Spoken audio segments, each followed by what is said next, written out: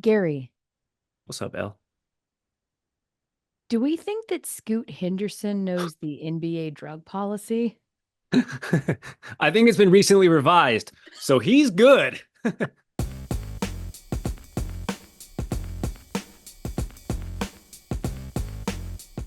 Welcome to the Elle Duncan Show with Gary Streisky. Bruh, the funniest thing that I saw on all of the interwebs yesterday as we get ready for, NBA seasons ramping up and there's media days everywhere is Scoot Henderson.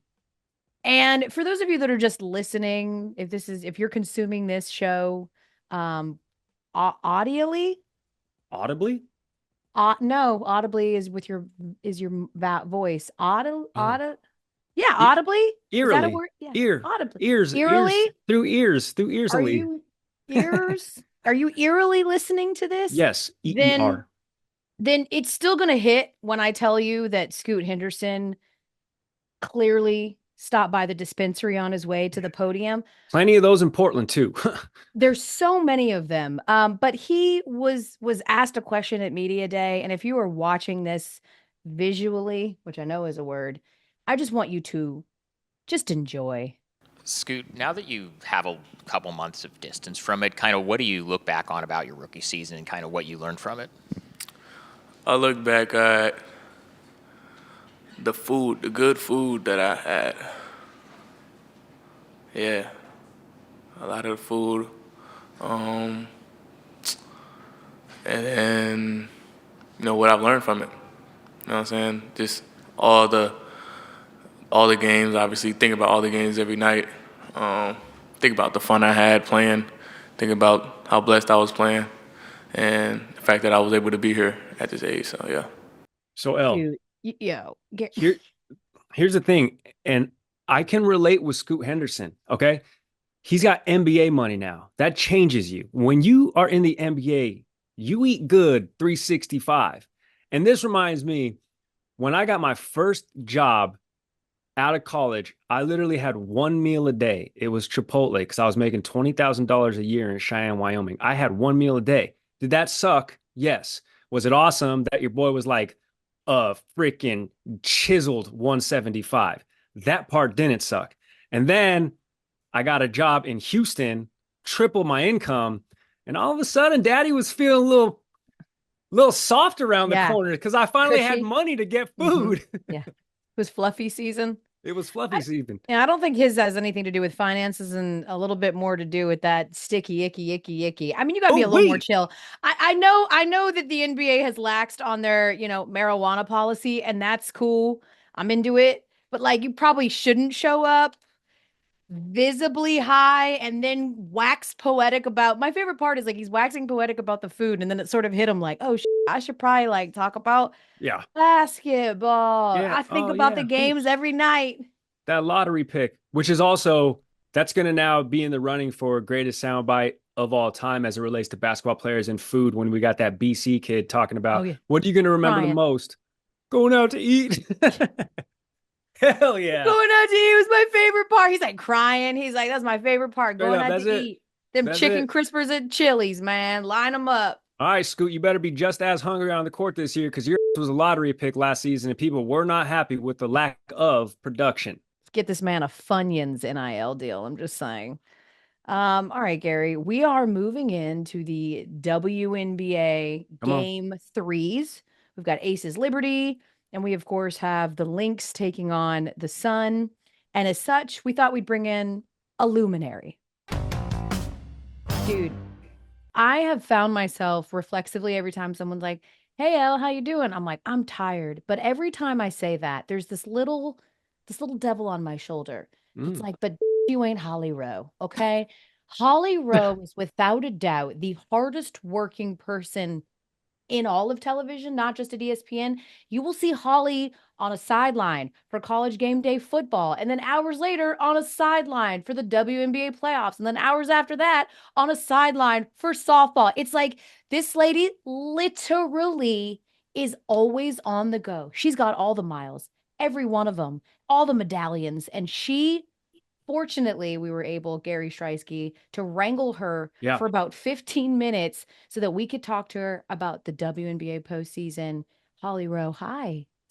Hey, I'm so excited to be on with you. I love your show. Big fan. Thanks for Thank having you. me. Of course. Longtime listener. Long time listener. Oh, first time caller. Here we go. First time Well, Holly, caller, longtime listener. we appreciate that you accentuated your background with a couple of those paperweights that you've accumulated over the years. Mm-hmm. My favorite one is the Pat Summit Award. I got the Pat Summit Courage Award. So anything else that's doesn't actually matter. better. That one actually matters to me. It's fire. I mean, super and bad. this is a Hall of Famer speaking, so that certainly carries a little bit of weight. She's flexing on us. I just have like trinkets from Marshalls behind me, and Holly's just got all of her accolades. Live, laugh, love. Yeah. Oh my gosh. Flash podcast. 100%. It's like Pinterest and Etsy's gone crazy behind me. Holly, you the are uplighting on your plant. Wait, yeah, you like the your uplighting? plant uplit? You see that? Come Yeah. on. Yeah. It's a nice touch. That's a nice touch. We do a little uplighting around here. Holly, you are as synonymous with women's sports as maybe anybody that I know. You are a true ambassador. A lot of people don't know that Holly Rowe made a decision before basketball season last year to move on from men's college basketball because she wanted to focus on women's basketball and focus on, well, frankly, the other 100 sports that she does. But there is nobody who I think can encapsulate what we've witnessed this year in the W more than Holly Rowe can. And I'm going to start right there, Holly. Like, just in your estimation, how will you describe this year? And when you're reflecting 10, 15 years from now, how will you sort of process what you've witnessed this year in the W? I think a good word for it would be meteoric. I just got this package in the mail from the Indiana Fever PR. You know, they send out these cute promotional items to try to get you to vote for their people for postseason awards. And they had a card in there that said the Indiana Fever had amassed 38 million viewers this season across all platforms. I want you to really wrap your head around that. But that's one team. We just announced at ESPN that we had the highest rated semifinal games in history in the last week. So it's not just Indiana, although that helps the eyeballs that Caitlin Clark and those players have brought. Of course it helps. The W is already on the rise. I would say that 2020, when they played in the bubble and they were the only show in town, that was a big tipping point for the WNBA. I think people really fell in love. We saw huge ratings increases during that season. And the next season, it's just kept going up and up and up and up. This year was faster, farther, more eyes. And I just think it's exciting because what's happening is people may have not been familiar and they watch one game and they're like, oh my gosh, I'm hooked. And my favorite story about that is the New York Liberty were playing the Indiana Fever, and Pat McAfee, who's on our air, covers lots of sports, talks lots of sports. He's sitting courtside at the game because he's a big Caitlin Clark fan. And he watches Breanna Stewart play for the first time in person. And he went up to her after the game basically and apologized like, I was not familiar with your work. You know, like the 4-time national champion, the MVP. Yeah, I dig it. We don't shame anybody. We don't judge anybody. We just say, welcome in. And so I think that's a lot of what's happening is for whatever reason you come and tune in, you fall in love with the rest of the league. And I think it's great. Holly, what's the next endeavor? Because this season, there was a lot of monumental things that were sort of checked off, whether it be, the charter flights, the broadcast expansion, the broadcast exposure, the marketing dollars. Obviously, that gets people thinking about, okay, how do we continue to build? How do we make the pie bigger? What's been the conversations that you've had with executives and these players as things that they want to see to continue to enhance the league next year and 5 years and 10 years? Yeah, I think expansion is the biggest thing, is more opportunity for more fans. So we just got the information that the Valkyries draft is going to be December 6th. Like they will be able to have an expansion draft and have their roster largely set December 6th. Brand new teams. We have now had 3 new teams announced. It's really exponential growth compared to the last 10 years of the W, and we didn't expand at all. And now all of a sudden we have 3 new teams that will start playing the next 2 years. So that's really meteoric, to use my word. And I think that's exciting. It means more opportunities, more jobs, but more important, it's fans. More fans get an opportunity. Think of all the fans in the Bay Area that will now get to see Asia Wilson come in and play, and Chelsea Gray, and all these great women. They're going to be coming to play at your arena with your expansion team. So that's exciting. So And we're I going think from too, 12 to 15, right? And yeah. then Right. we're getting international with one in Toronto to Yes. bring the total to 15. Yes. And Holly, and you know too, Holly, one of the things, I remember going to some of the, inaugural Atlanta Dream games back when I was living in Atlanta. And I think the thing is, like, even when it was sort of, not getting as much viewership on television, the cool thing about going to the games themselves is that it's a very unique experience. It's not just an NBA game with women. Like, it just feels different. It looks different. It feels incredibly inclusive, from the dancers to the entertainment. Like, all of it's just something that you really want to see in person. And I think part of that is why this year we have had so much conversation surrounding some of these new fans and what that looks like in the makeup of the new fans and some of the good and bad things that it's brought. And obviously I'm beating around the bush here, but I'm getting to the the conversation and the discourse that we've seen not only from WNBA players, but what we've seen online. And you actually liked a tweet yesterday that I liked as well, from Sue Bird and Megan Rapinoe in their podcast A Touch More, where they sort of try to unpack this. Sue Bird, obviously a legacy player. She's been in the W for a very long time.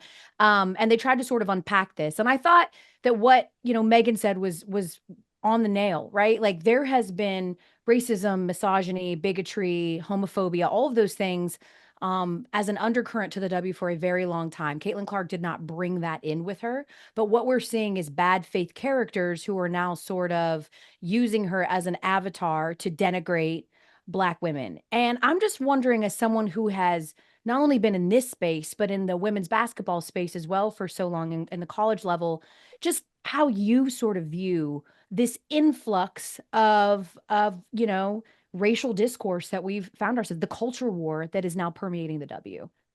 Yeah, I think it's very fascinating because we've had these conversations for a long time. This is not new. Racism is not new to our country. It is not new to this league.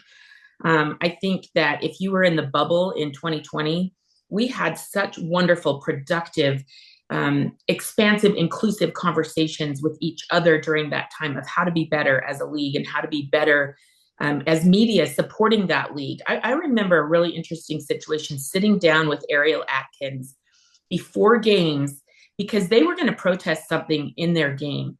And she called me before her game and said, Holly, can I sit down with you and explain why? Of course, like, using the media is an avenue to protest and explain to us why, so that we were well versed in what they were thinking. These are a lot of nuanced conversations. Race, we don't talk about race in layered, nuanced conversations in this country because we're all afraid to say the wrong thing, right? I think that if your heart is pure and you're for the right things, these are conversations that need to happen. So number one, I love what Sue and Megan said. Let's get this first. Caitlin has not been targeted in the WNBA. Caitlin Clark has been tested like every other basketball player that has come to the W. Have there been cheap shots? Of course. Does everybody else in the league get cheap shots? Of course. And as I wonder why it's like this, I've really just boiled it down to a couple of things. Number one, Drake came out with a song a few years ago called Nice for What? And it literally changed my life because I am so tired of women being conditioned to be nice. And for some reason, we are expecting our pro female athletes to be nice. Stop it.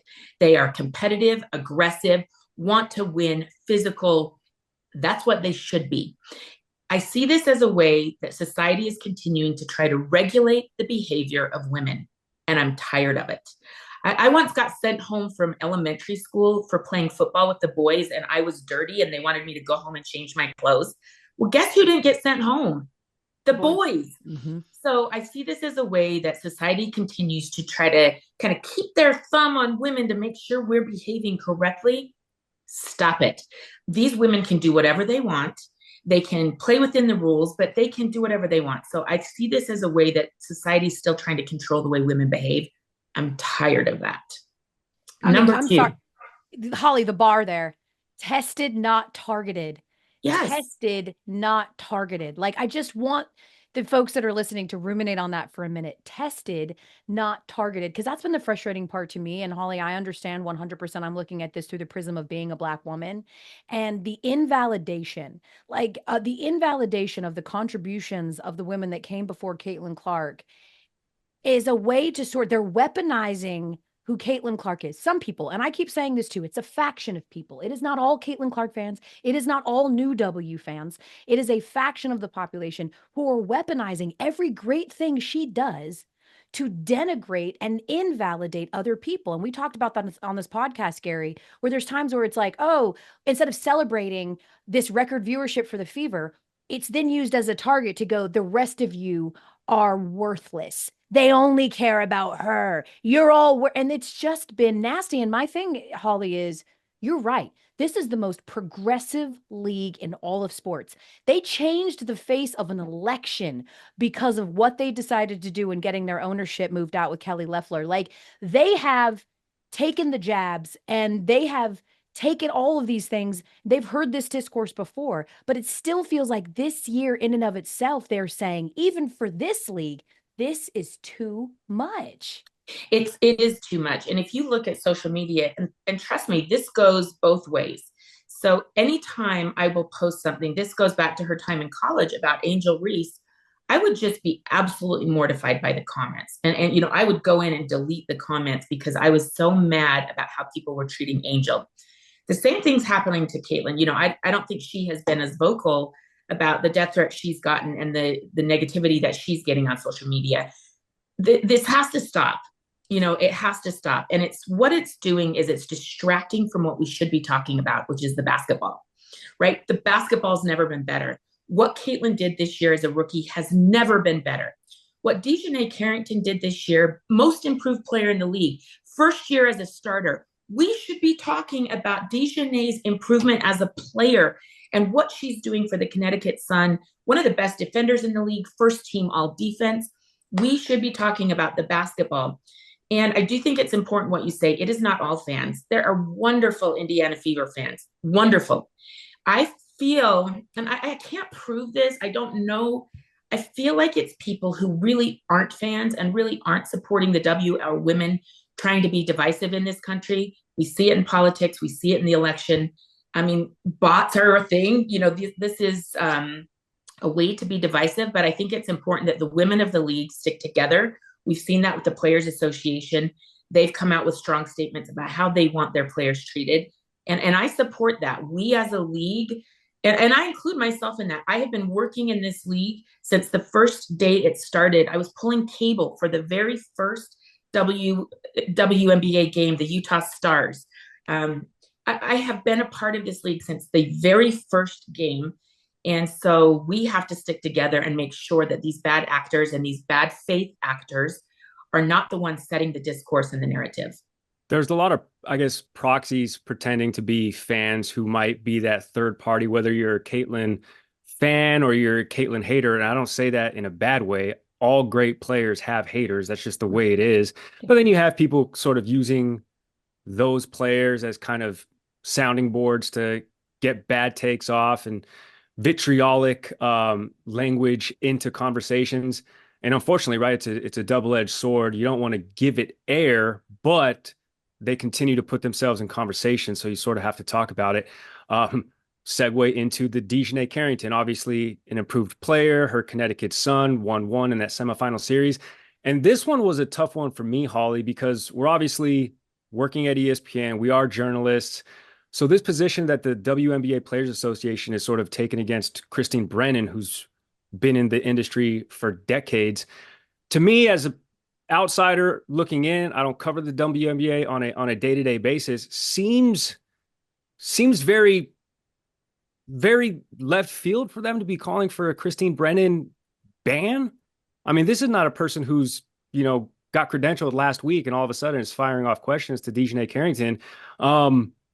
What do you make of this situation happening regarding her and the WNBA PA? Again, this is a very nuanced conversation. Yeah. And I feel like, people will take clips and put that out there and it's short. It's a long conversation. So here's what I think. Number one, Christine Brennan has a long tradition of being a respected journalist in this country. I know her a little bit to say hello. I'm not good friends with her, but I know her. She's always seemed like a classy person. I have listened to many Zoom press conferences. I mean, I've probably listened to over 100 press conferences of the WNBA this year. There's a lot of men asking some really stupid questions and some really inappropriate questions, and they have never gotten called out in this matter. So I take that with a grain of salt of why do we continue attacking women? That bothered me a little bit. But after saying all that, I will say when I heard the question to DeJournette, I literally cringed.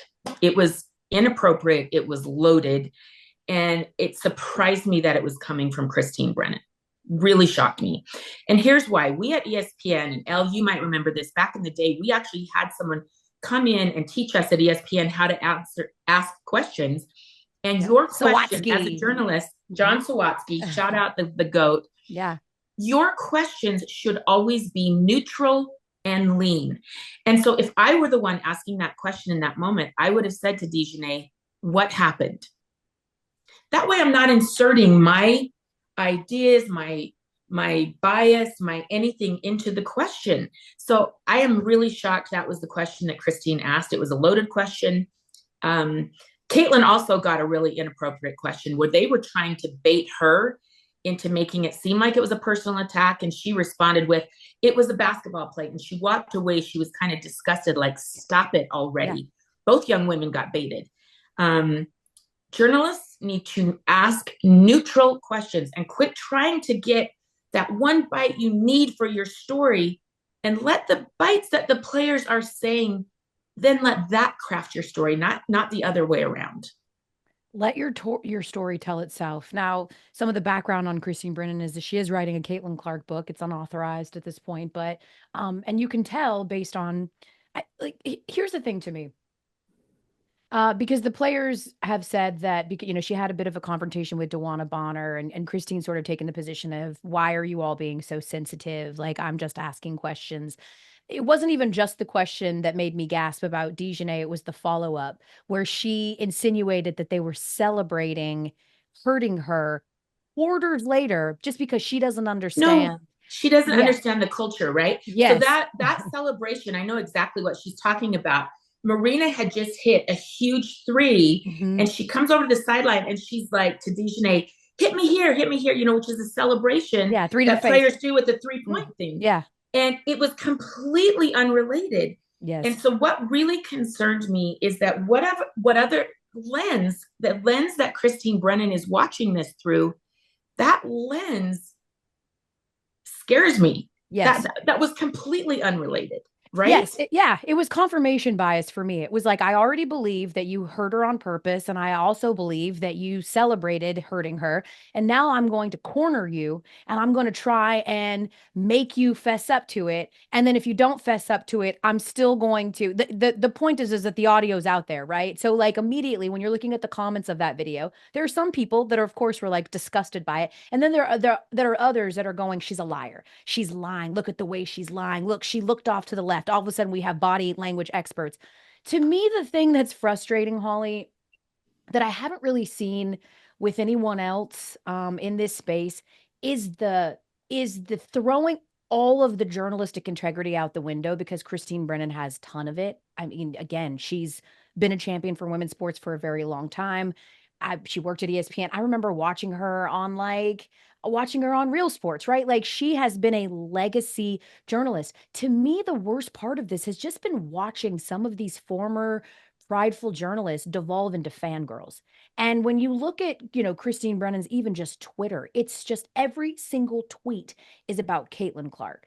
And it's disingenuous when we say, and every time she goes to a press conference, the questions are only about Caitlin Clark, and they're typically in a let me corner you type of way. Now, I'm not the one personally to judge whether she should have her credential taken, because I'm not the one that's the target of the death threats based on some of the stories that she pumps out or the discourse that she continues to convey.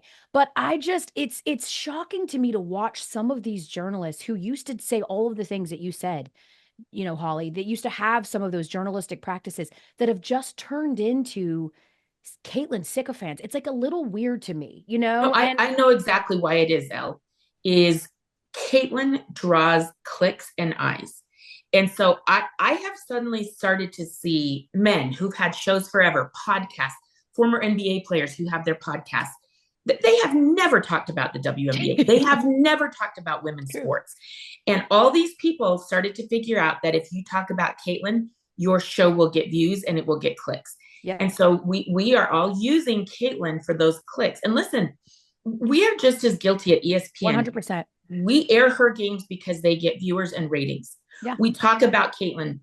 I think we have to do it, number one, responsibly. And number two, we have to cover all the other women. Like, I really am trying to be very aware of, oh my gosh, you know, I tweeted and covered Caitlin a lot. And if you looked back at my timeline, it was a lot of Caitlin last year when she was at Iowa, because I was going to every one of her games where she could set a record. You were her reporter, though. They gave you the Caitlin beat. Yes. I was on the beat. But you know what else? I was trying to tweet about other players on her team. I was trying to give Hannah Stolke and Kate Martin and other people on her team credit too. And I was trying to always do something with the opposing team. I did a social media hit about her opponents every single time. Like, I want an awareness of it can't only be this. But people are using Caitlin for clicks. And that feels, I get it. We've done it. ESPN does it. We're guilty of it. But the responsibility, you have got to understand the consequences of how you do this, because there are consequences as media and as journalists to what we say and what we do. I mean, that's part of the growth, though, for the sport. ESPN, we're talking about the Cowboys and the Lakers and LeBron in the off season, and we're talking about what the Yankees are doing. I mean, you know, we're talking about those people who we know are going to draw eyeballs and draw attention, whether it be positive or negative. I just thought it was the whole statement and what was sort of in it, insinuating that Brennan had ulterior. I mean, she is a columnist, so she is supposed to do whatever the readers or whatever their analytics there at what is it, the USA Today are telling her, hey, this is what's driving traffic, this is what's driving clicks. Like, she's beholden to those same exact analytics just as we are.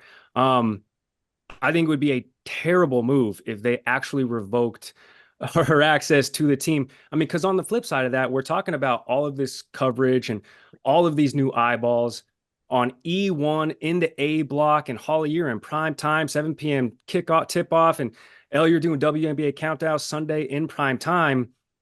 I mean, listen, we asked ridiculous questions to, you know, the men's sports. So Terry Jackson, right? She's the executive board of the WNBA. Her son, Jaren Jackson, hell, he was getting asked ridiculous questions during the John Morant stuff, you know, like associated with this, guns that. I mean, you're going to get crazy questions coming from all angles. So I think this is a very slippery slope if they revoke one of the, I think, industry stalwarts access to games overall. So I think I was talking with Ryan Rucco, Rebecca Lobo about this the other day, you know, and we're kind of commiserating, like, these women deserve better. I absolutely stand on that. How can we be better? And listen, I haven't been perfect. I've had to adapt and change the way I ask questions and what I focus on. I'm constantly learning on how to be better at my job. And Ryan had a great idea of having kind of like a symposium where we bring in some WNBA players. We bring in, if you're going to be credentialed in the WNBA, you have to attend this or you have to Zoom into this. And we're going to talk about the lens that you're viewing Black women through and how we can be better at that. I feel like the Black women in the WNBA have helped me be a better journalist. We've had these conversations of what people are asking, how should it look? Why would that maybe have been insensitive? And we need to continue to grow as media. And if you don't want to grow and you don't want to improve, then you don't belong here. But I think that would be a great idea. Yeah, I love that idea, actually, because when we talk about equity, we talk about this a lot, Holly, obviously, especially in the women's space, right? Equality is allowing us to have a women's basketball league, but equity is making sure that you're not putting all of these women in a size 14 shoe when they wear a size 9, right? Because that doesn't help anyone. And there is a very specific way and a nuanced way to not only cover women, but to cover the cross section of Black women, of queer women, of masculine presenting women. Like, these are these are not something that you deal with in the NBA. So it is very easy to sort of go like, oh, well, all of these leagues get stupid questions and journalists get all types of stupid questions in. But again, it is more nuanced than that when you're talking about marginalized groups and when you're talking about as many subgroups as exist in the W. But the good news is, Holly, is that there is not a person, Gary, that I've ever worked with that has more stories than Holly Rowe. Like, you can be watching a game and like the basketball will just like roll by, like, I don't know, the water boy, and Holly will be like, actually, I've got something on the water boy. So it turns out Jeremiah, like, she knows something about everybody. And as such, let's focus on the players that are still playing, because we've got two semifinals that right now evened up with the Lynx and the Sun, and it's seemingly looking like the Liberty are going to run away with this thing. I just want to get your outlook on the games that we're going to see on Friday. What is going on with the Aces, Holly, and will they turn it around? You're on this game. I know. So I'm actually flying out in just a bit to go to Las Vegas to cover this game. You know, the Aces are suffering from a couple of things. Number one is human nature. Becky Hammon was very vocal this week saying, you know, all summer long, everybody else around the league in the off season, they were getting better because they were mad. Our players were out doing commercials and getting their money. There is a component of human nature where you feel satisfied. You've won 2 in a row. Going for 3 is unprecedented. It's hard. And she's not satisfied. She has felt that her team lacked the edge all season, and she's trying to get that edge back. And I see her prodding them and poking them and trying to make them mad so they get that edge back. Number 2, they are not healthy. I don't think people truly understand what Chelsea Gray has gone through this year. She just changed the mechanical thing that's in her shoe that's allowing her to even play right now, because she's coming off of a surgery. She re-injured her foot in April, tried to come back from the Olympics. She's not right. She's fighting through it. This has been one of the hardest years of her career. Jackie Young hasn't been right since the Olympics. And I did a story the other day on the air, and people make me crazy because what I said was, Jackie said she hasn't been herself since the Olympics. She doesn't want to reveal what her injury is. And I respect that, and I will not reveal it. I know what it is. I'm not going to reveal it as a respect to her. But she wants people to know she is fighting through something. And so this team, if you just see how they're moving, how they're cutting, that's an issue. Asia hasn't gotten going. I think the New York Liberty size and length has really been disruptive. This is the biggest starting lineup in New York Liberty playoff history. They are big. They are long. Sabrina is a big physical player. Her defense has improved. Leonie Fibish at 6'4". Oh, yeah. She has been a monster this season. So, you know, one, it's the opponent they're facing, and the New York Liberty are fantastic, big, strong. Their length is disruptive, and their offense is great. But the Aces are just kind of fighting health and human nature. And now they have to fight history, right? No team has ever come back down 0-2 in a best of 5. Now it shifts to Vegas, where obviously they're going to get a little bit of home cooking. But Holly, does it also just seem like they threw everything they possibly could at the Liberty game 2? Chelsea Gray, 4 points in game 1. She had 10 points in 10 minutes. They had a first quarter lead. We're like, oh, okay, cool. The ball's going to get dished around here a little bit. Asia Wilson still got hers at 24. But even when the players who needed to play at their elite perceived level got to that point, it still wasn't enough. Even though we were tied at 81 with like 90 seconds to go and Sabrina hit that shot. It's like we saw the best iteration of the Aces, and yet still, damn, the Liberty were too much. No, I think there's more for the Liberty. I mean, I'm sorry. I think there's more for the Aces. For the Aces? Okay. Yeah, their guards. So Jackie Young, Chelsea Gray, and Kelsey Plum. Mm-hmm. I don't know a game all year where they have all 3 hit in the same game. Yeah. Okay. Kelsey Plum didn't play well in this game. No. It was a 4-point loss, and Kelsey Plum she wasn't as effective as she normally is. So Becky Hammon keeps saying, I'm waiting for all those guards, because when they are all on, they're impossible to defend, because then you have to spread out, guard the perimeter, and then Asia can go to work in the paint. So I will be absolutely stunned if the Aces don't win a game in Vegas, or don't win both games in Vegas and make this a series. I think there is more in their tank. I think they both, the health is an issue. I do believe it's an issue. But Tiffany Hayes coming off the bench, Megan Gustafson hit threes, they still have more that they can give. And I'm expecting a killer game on Friday night in Vegas. And the biggest thing too, Holly, is that a couple of things have earmarked this dominant run for the Aces. And one of those things is their defense. And we heard Becky talk about in the postgame. I mean, they're giving up layups. And I think about that second quarter in particular, which to me, the Aces were the better team for 30 minutes of that game. But that 10 minutes in the second where, Stewie is facilitating and Sabrina's hitting big buckets and Sloot's coming in, hitting big buckets off the bench. And they still had an opportunity down the stretch. I mean, it's very uncharacteristic for Asia to miss a bunny. She missed a bunny towards the end. Tiffany Hayes misses a free throw that could have tied it up. So I'm with you. I do still think that the Liberty are going to win this series because it's very hard to beat a team 3 times in a row, especially when you haven't, beat them in the last 5 opportunities. But I think that the Aces have yet, to your point, string something together. Kelsey Plum is what kept them in that game in game 1 with a down sort of shooting night for Asia Wilson for all intents and purposes. And once they can string this thing together, I still have confidence that they can make this a series. As for the other one, though, this is really a pick'em. I mean, you've got, the Sun and the Lynx, they're knotted up and the series is shifting to Connecticut. What are your thoughts on this one, Holly? Yeah, number one, the Connecticut Sun going into Minneapolis and getting game 1 was huge. Yep. The Lynx had a chance to tie it up. They had a really failed last possession, but I actually just got off an interview I just did with Cheryl Reeve, the coach of the Minnesota Lynx, and she's really confident. She feels like Connecticut makes everything hard in the half court, and they have some answers about how to spread the floor. They led the league in 3-point shooting. They led the league in assists all season. So Minnesota knows how to spread the floor, move the ball. And Nafisa Collier has been an absolute warrior, 42 points in the first game. She is the player that we should be talking about right now.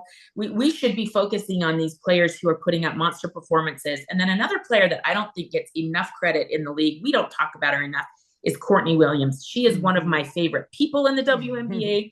I absolutely adore her and I love her game. She's coming off a team high 17 points. She kind of was the fuel in that game 2 win for Minnesota. But at home, Connecticut puts down the hammer. They are so good defensively. They're a physical team. Alyssa Thomas is an enforcer. And Marina Mabry's addition to the Connecticut Sun, her ability to hit threes, hunt shots. I mean, I really feel like this series is going to go 5. And I really couldn't tell you who's going to win it. I believe that this is going to be the most interesting series of the 2. What do you think gives us the best WNBA finals? Let's assume the Liberty make it. They take care of the series. Do the Sun match up better against the Liberty? They have the size, right? And Dewana Bonner, 6'4", Brianna Jones, 6'3". So they have the size you would think to compete. In a weird twist, Minnesota has beaten the New York Liberty every game this season. Okay. So I think New York matches up better with Connecticut because they have the size to compete with Connecticut. Sure. And their offense is better. Connecticut cannot score to keep up with New York Liberty typically. So I feel like Liberty, Connecticut Sun, that would be the favorable matchup for New York. But Minnesota, I mean, they have been the second best team in the league all year. They have been the number 1 offense in the league for much of the year. I'm not counting the Lynx out yet. I kind of think the most competitive final would be Minnesota, New York. Okay. But listen, I think we have 4 really good teams left, and all 4 teams have Olympians, some of the best women in the W. So I think either way we go, it's going to be really great basketball.